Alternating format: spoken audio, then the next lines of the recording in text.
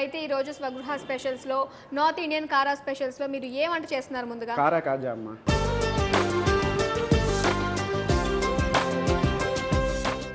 కారా కాజా అది ఓన్గా నేనే తయారు చేసుకున్నాము ఇక్కడ. అవునా? హైదరాబాద్లో ఎక్కడ దొరకదు మీకు అది. ఓకే. నేనే ఇక్కడే తయారు చేసాము, చాలా సేల్ ఉంటుందమ్మా అది. సో ముందుగా అయితే కారం కాజా కావాల్సిన పదార్థాలు చెప్పండి. మార్జిలిన్, మైదా, బ్లాక్ సాల్ట్, కారం పొడి, గరం మసాలా, ధనియాల పొడి, సోలే మసాలా, ఆమ్చూర్, ఉప్పు, నూనె.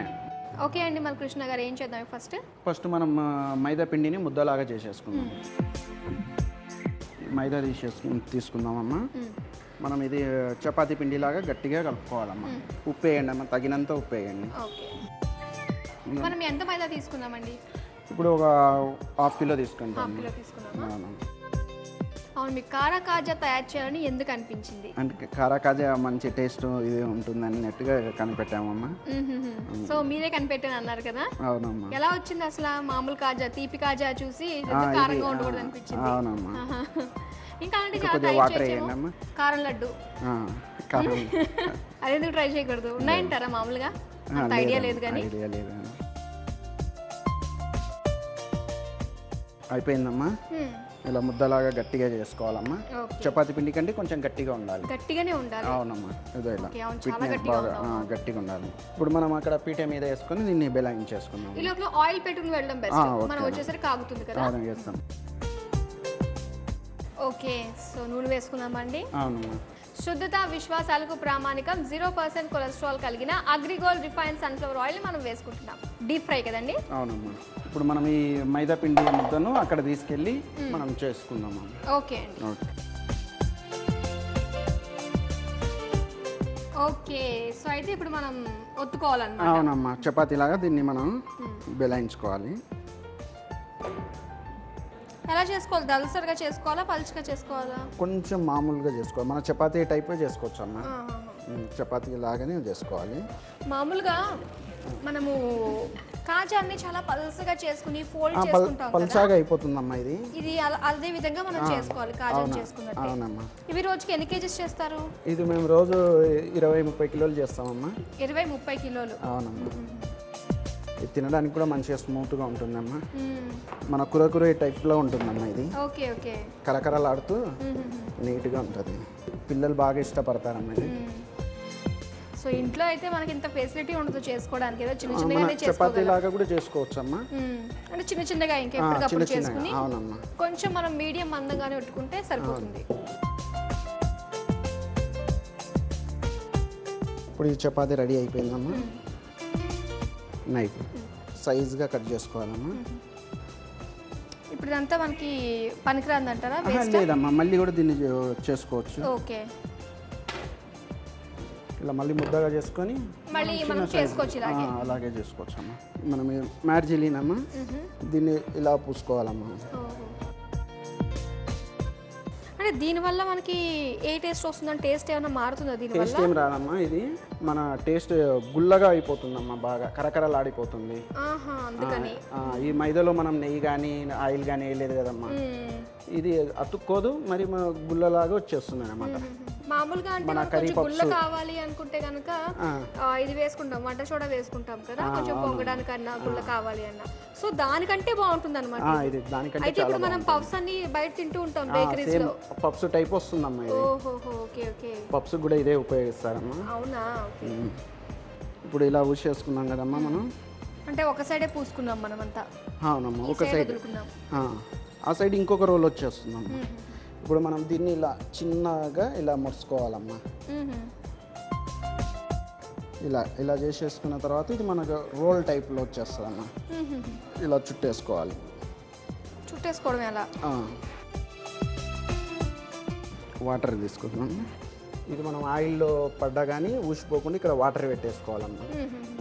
ఇంకా విడవకుండా ఉంటుంది, అలా క్లోజ్డ్గా ఉంటుంది అన్నమాట వాటర్ పెడితే. ఇలా కట్ చేసేసుకొని మనం ఇలా అతక పెట్టేసుకోవాలి దానికి.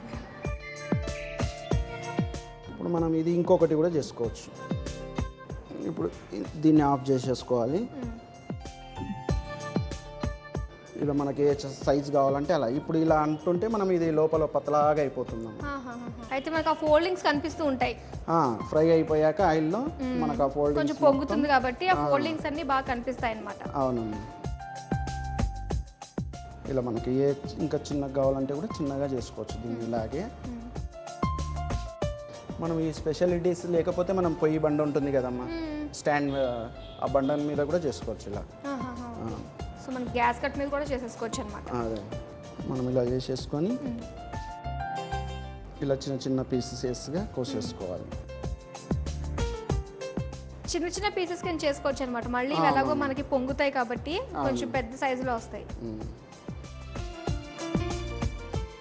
దీన్ని మళ్ళీ మనం ఇలా తీసుకేసుకొని లైన్లో పెట్టుకొని మనం మళ్ళీ దీన్ని బేలంతో కొట్టుకోవాలి. బేలంతో ఇలా చేసేసుకోవాలి. ఆయిల్లో పడినప్పుడు కూడా ఇడిపోయేటట్టు ఇలా తీసేసుకోవాలి. సో ఐ థింక్ రెడీ అయిపోయినట్టే, ఇక్కడ పని అయిపోయినట్టే. అయిపోయిందమ్మా. సో రెడీ చేసేసుకున్నాము. ఆయిల్ కూడా వేడైందా అండి?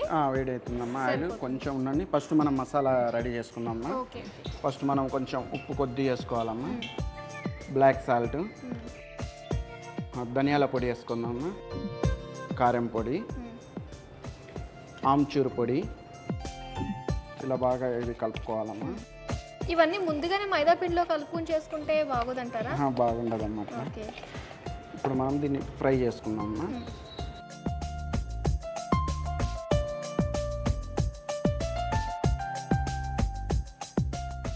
అయితే బాగా పొంగుతాయి అన్నమాట.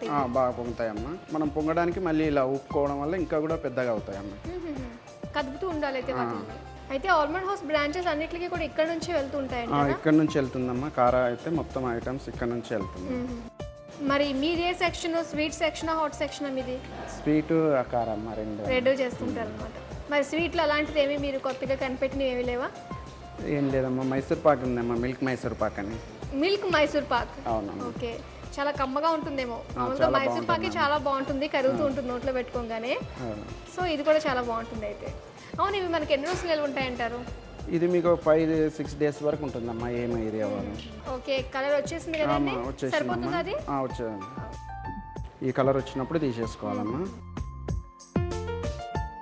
పాకంలో వేస్తే ఈ తీపి కాజాలు, తీపి కాజాలు. మసాలా వేస్తే కారా కాజాలు. ఇప్పుడు ఇలా ఉన్నప్పుడు మనం ఈ కలుపుకున్న ఈ పొడిని ఇలా చల్లేసుకోవాలమ్మా. అంతే, తీసి వెంటనే చల్లేసుకోవాలి. చల్లేస్తే ఇది మొత్తం పట్టేసుకుంటుందమ్మా. అబ్బా, ఈ మసాలా స్మెల్ చాలా బాగుంది ఇది.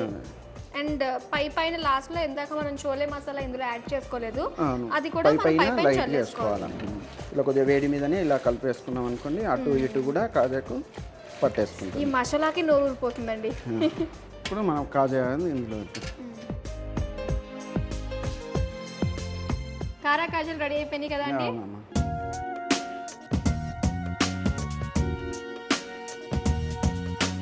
దీనికి కావాల్సిన పదార్థాలు, తయారు చేసే విధానం మరోసారి చూసేయండి. కారా కాజా తయారు చేసుకోవడానికి కావాల్సిన పదార్థాలు: మైదా పిండి, మార్జరిన్, బ్లాక్ సాల్ట్, కారం, ధనియాల పొడి, గరం మసాలా, ఆమ్చూర్ పౌడర్, చోలే మసాలా, ఆయిల్, ఉప్పు.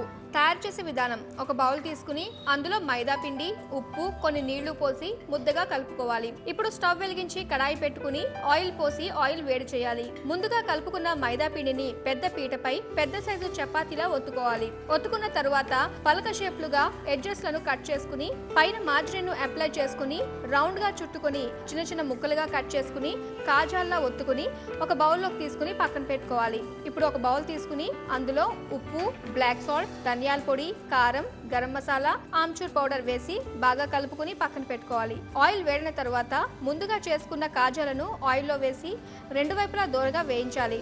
వేగిన తర్వాత ఒక ట్రేలోకి తీసుకుని ముందుగా కలుపుకున్న మసాలాను చల్లుకొని ఆ తర్వాత పైనుంచి కొంచెం చోలే మసాలాను చల్లుకొని సర్వింగ్ ప్లేట్లోకి తీసుకుని సర్వ్ చేసుకోవాలి.